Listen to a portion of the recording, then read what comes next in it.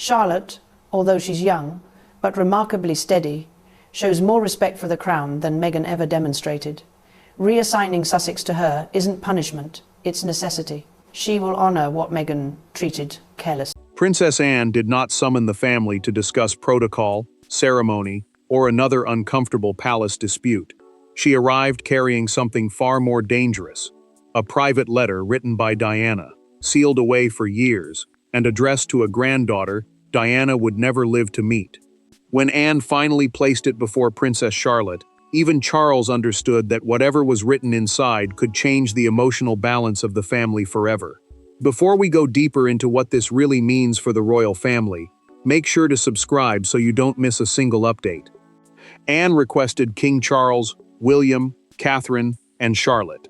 The gathering was deliberately small because she insisted this belonged to the family before it belonged to the crown. The crown, in plain terms, meant the monarchy as an institution, with the duties, records, advisors, and traditions surrounding the sovereign. That distinction mattered. Diana had not written for an office, she had written for a person. William recognized the handwriting before Charlotte touched the envelope. His face tightened, and the prince remained standing. Anne watched him carefully, because she understood what those familiar lines meant. His mother's handwriting had crossed decades to reach his daughter, and he was suddenly confronting the fact that his aunt had protected something deeply personal without telling him it existed. Charlotte reached forward, stopped, and pulled her hand back. Catherine placed her palm beside her daughter's without speaking, offering reassurance without taking control. Anne explained that Diana had written the letter before her death and instructed that it be preserved for William's future daughter until that child was mature enough to understand its meaning. Charlotte looked at her father. He could not answer the question forming in her expression. Anne revealed through Diana's documented private instructions that the letter had never been placed among ordinary palace correspondence. Formal palace archives are protected collections used to preserve historically important royal papers, but Diana feared institutional custody could change the purpose of something intended to remain intimate. She therefore entrusted it privately to Anne, believing the Princess Royal would obey the condition even if the family demanded access. Charles finally looked toward the writing on the envelope. Anne told him Diana had added one final instruction. Charlotte must read the opening passage herself before anyone else heard a word. The king lowered his eyes. William stayed silent. Catherine squeezed her daughter's hand once, then released it. Charlotte broke the seal in the silent room. She read a few lines before her expression changed. William leaned forward and asked the question everyone feared to voice. What had Diana written? Yet to understand the answer, they first had to understand what Charlotte represented. Charlotte had grown up surrounded by Diana's absence. Her grandmother existed in photographs, stories, remembered gestures, and the painful silences that still changed William's face whenever her name surfaced unexpectedly. But this was different. A photograph could be admired from a distance. A story could be repeated safely. A letter written directly to her transformed Diana from a family memory into a voice, and suddenly Charlotte was being asked to answer an emotional inheritance she had never requested. William watched his daughter carefully as she held the opened envelope. For him, those pages were not simply historical correspondence. They were his mother, reaching into the life of a child she had never met. Charlotte already occupied a delicate place within the younger generation, standing between George and Louis, while growing more aware of the duties surrounding them all. George was the direct heir, meaning the child expected to follow William in the line to the throne, while his sister carried a different burden: visibility without the same clearly defined destination. William finally stepped away from the others and spoke quietly to Anne. He admitted that he feared the letter might ask too much of Charlotte too soon. The prince remembered what it felt like to carry emotions that adults assumed he could understand, simply because he was royal. Anne listened without interrupting, then reminded him that Diana had deliberately waited for maturity, rather than childhood. She had wanted her granddaughter to choose whether she was ready. Catherine moved closer to Charlotte after the first passage. She asked gently whether her daughter wanted the letter put away for another day. Charlotte looked down at Diana's handwriting, visibly overwhelmed, then shook her head. She wanted to continue. Her grandmother had written specifically to her, and walking away now felt harder than reading whatever came next. Anne then disclosed. through Diana's preserved private instructions, that the letter was not merely affectionate. It contained warnings about isolation, public expectation, and the danger of allowing personal identity to become secondary to royal usefulness. The message mattered because Diana had lived through those pressures herself, and she feared another young woman could one day confuse obedience with belonging. Charles reached toward the envelope and quietly asked to examine it. Anne did not move. She explained that Diana had left custody instructions, meaning clear directions about who could physically hold and control the document. Until Charlotte completed the reading, even the king had no right to take possession. William's expression hardened when Anne added one final detail. Diana had not written the letter out of abstract concern. One specific confrontation late in her life had pushed her to act. And that confrontation was the moment she decided a future granddaughter might need protection from the very system surrounding her. The letter had not been written during a peaceful afternoon of reflection. Its origin lay in a night of anger, humiliation, and extraordinary clarity. Anne remembered it because Diana arrived without warning and refused tea, ceremony, or comforting phrases. She spoke instead about daughters who might one day be born into the monarchy, and about the mistakes she feared the family would repeat unless someone left them a warning strong enough to survive an entire generation. Diana had already learned how easily royal identity could consume the person beneath it. She knew what happened when duty stopped being a responsibility and became a definition of someone's entire worth. Anne understood that fear, even though the two women approached royal life very differently. The Princess Royal, the traditional title given to the monarch's eldest daughter, was known for discipline and independence, and Diana trusted precisely that stubbornness.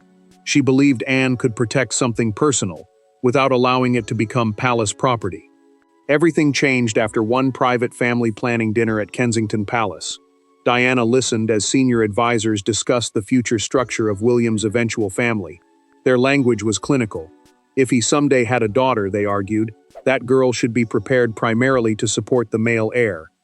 Her ambitions, choices, and public identity would always need to fit around the needs of the future king.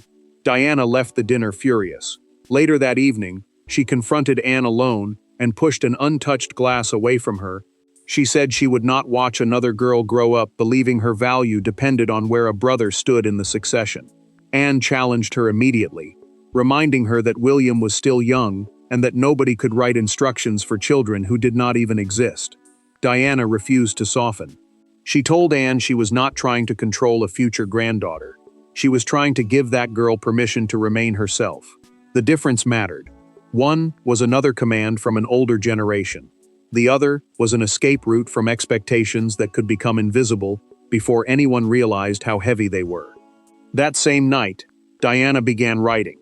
Anne later preserved the account through her own documented recollection of their private conversation.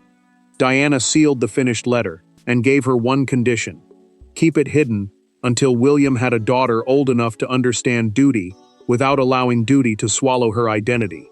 Then Anne revealed the detail William had never known. Diana had written one paragraph directly about him. The past had explained why the letter existed, but those words about William were about to turn an inheritance into a confrontation no one could avoid. William expected grief. He expected memories. What he did not expect was correction.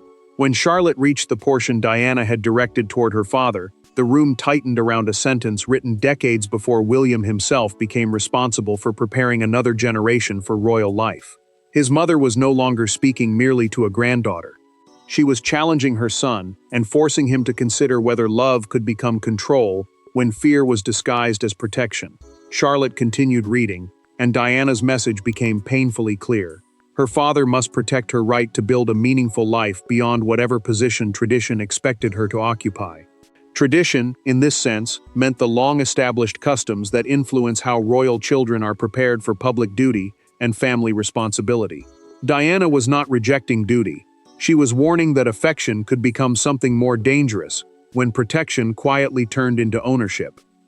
William turned toward Anne before Charlotte had finished the paragraph. He asked why she had never told him those words existed. The prince could accept secrecy when it protected his mother's wishes, but hearing himself addressed from the past made that silence feel suddenly personal. Anne met his anger without retreating. She explained, through Diana's preserved instructions, that his mother had forbidden the message from shaping Charlotte before the girl was old enough to understand it for herself. William pushed back. He told Anne that he had spent years trying to give his children freedoms he never enjoyed. He knew what constant expectation could do to a young person, and he had no intention of repeating that pain. Charlotte interrupted quietly. She told her father that Diana's words did not sound like an accusation, they sounded like a reminder. William looked at his daughter, and the force of that distinction left him without an immediate answer. Anne then disclosed another line from Diana's documented letter. She had anticipated exactly this resistance. The people who loved Charlotte most, she warned, might also be the ones most tempted to choose for her, because they understood royal pressure too well. Fear could wear the face of care. Control could arrive disguised as protection.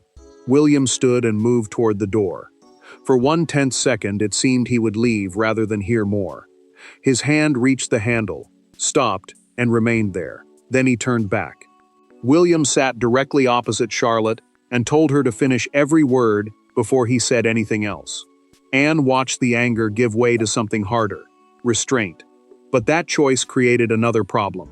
Charles believed Diana's letter now carried meaning far beyond one family conversation. William had chosen to listen, but the king was about to decide whether Diana's final message belonged to Charlotte alone or to royal history itself. No voice was raised when Charles asked for the letter. That made Anne's refusal more powerful. The king extended his hand, believing perhaps that royal history required royal custody. Anne did not move.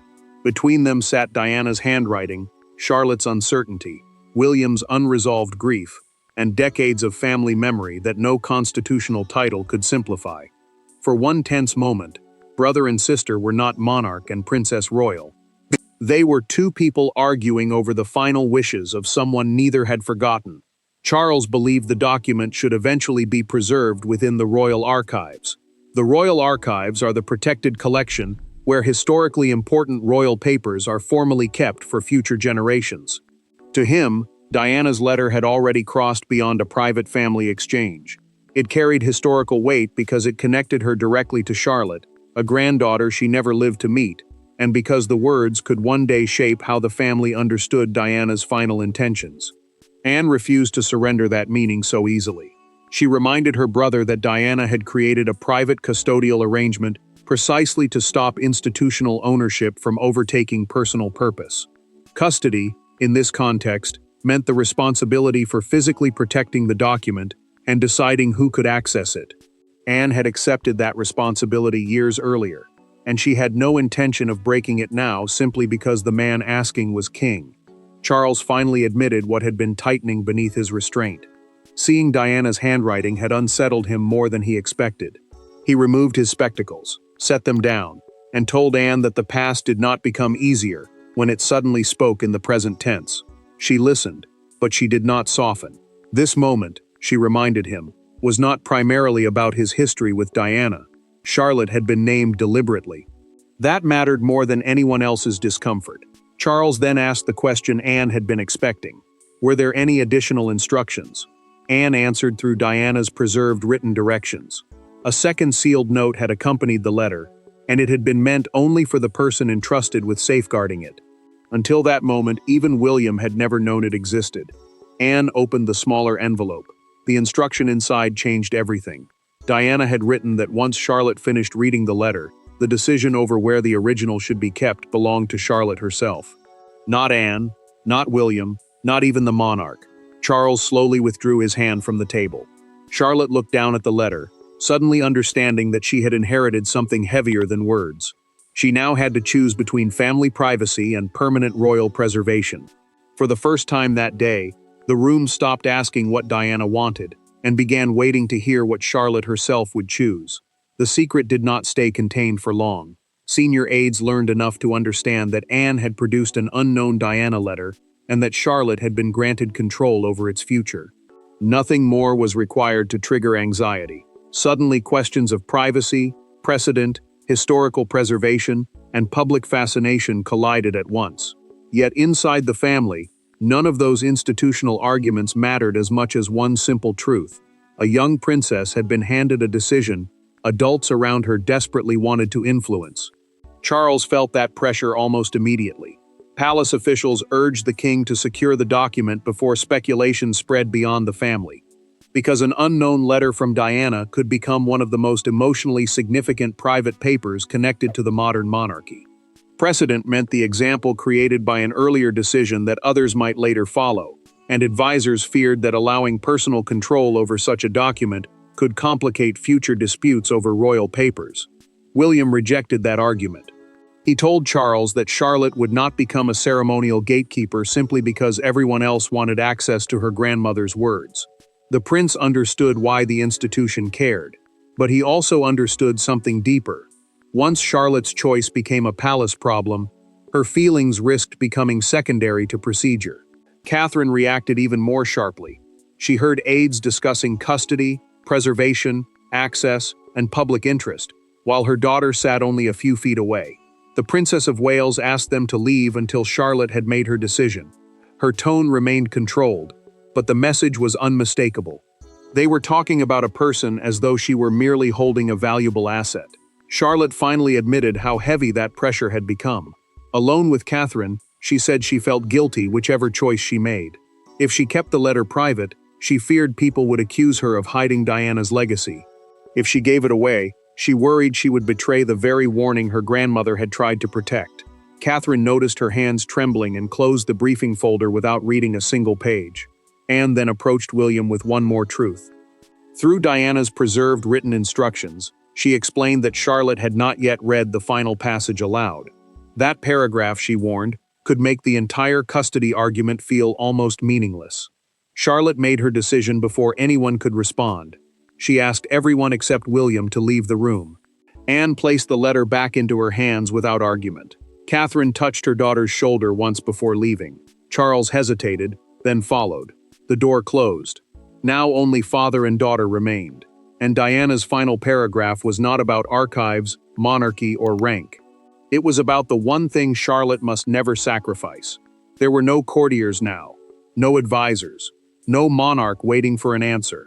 Only William, Charlotte, and Diana's final paragraph. The words did not command Charlotte to rebel against monarchy, nor did they ask her to reject duty. They offered something far simpler and more powerful: permission to love her family without surrendering herself to it. William listened in silence until the final sentence, and then understood why his mother had waited for a granddaughter, rather than entrusting this message to another adult. Charlotte read slowly. Diana's concluding message told her that duty only had value when the person carrying it still knew who she was, beyond the expectations attached to her name. Duty, in royal life, meant the public responsibilities and obligations expected from members of the family. Diana was not telling her granddaughter to escape those responsibilities. She was warning her never to let them erase the private person underneath. Charlotte reached the lines about George and stopped. Diana urged her to support her brother without disappearing behind him, to love her family without allowing obligation to silence her, and to remain compassionate without mistaking endless endurance for strength. William heard those words differently. He knew how easily love and responsibility could become tangled, until sacrifice felt automatic. Charlotte finally looked at her father and asked whether he had ever felt forced to become what everyone else needed him to be. William did not answer immediately. The silence stretched. Then the prince admitted that he had felt exactly that way, and sometimes still did. He told his daughter that knowing your duty did not always make carrying it easier. Charlotte lowered the letter and said something that broke through his remaining resistance. She did not want Diana's words to become another possession people fought over. Their purpose mattered more than their prestige. William became emotional because his daughter had understood what the adults around her had almost missed. Charlotte then made her decision. She wanted the original preserved eventually, but only after a private family copy was created. She also wanted restrictions preventing the full contents from being released publicly during her lifetime. Those restrictions meant formal limits on who could read or publish the document while she was alive. William asked if she was certain. Charlotte carefully folded Diana's letter and returned it to the envelope herself. She told him that privacy did not mean hiding something. Sometimes it meant choosing who was allowed to own a piece of your heart. William nodded. Now Anne and Charles had to hear her decision. But outside the palace, Word that Diana's unknown letter existed was already beginning to spread.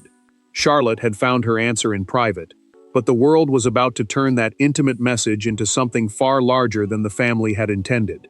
By morning, the secret was no longer entirely secret. Britain did not know every sentence Diana had written, but confirmation that a private letter existed, and that it had been preserved for Princess Charlotte, was enough to ignite an extraordinary national reaction. For older generations, Diana's name reopened memories instantly. For younger audiences, the story carried another power entirely. A grandmother reaching across time to tell a girl that being born royal should never mean surrendering ownership of herself. The palace responded with carefully controlled language. In an official written acknowledgement, it confirmed that Anne had safeguarded private correspondence from Diana and that the material had now been delivered according to personal instructions.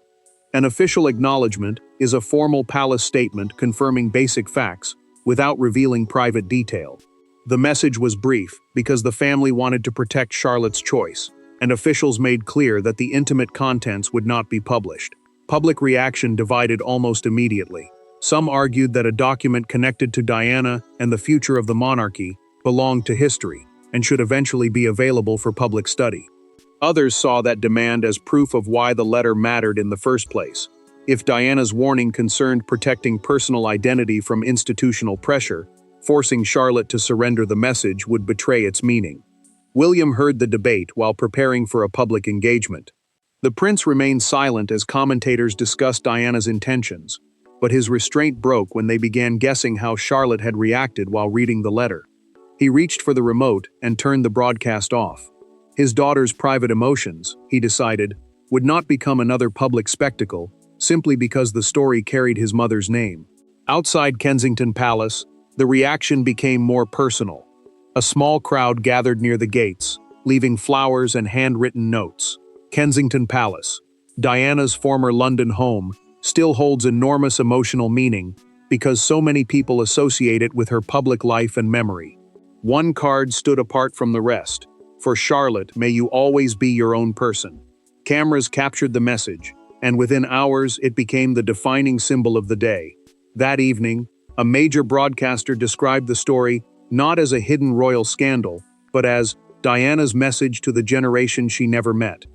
The framing changed everything. The debate moved away from secrecy and toward legacy. Anne later saw the card through recorded news coverage and understood what had happened. The public, without reading Diana's private words, had somehow grasped their heart. But one final family decision remained. The nation had turned Diana's warning into a message of identity. Yet the story could only truly end when Anne placed custody of the letter where Diana had always intended it to belong. The final decision did not arrive with an announcement from a balcony or a declaration written in royal language.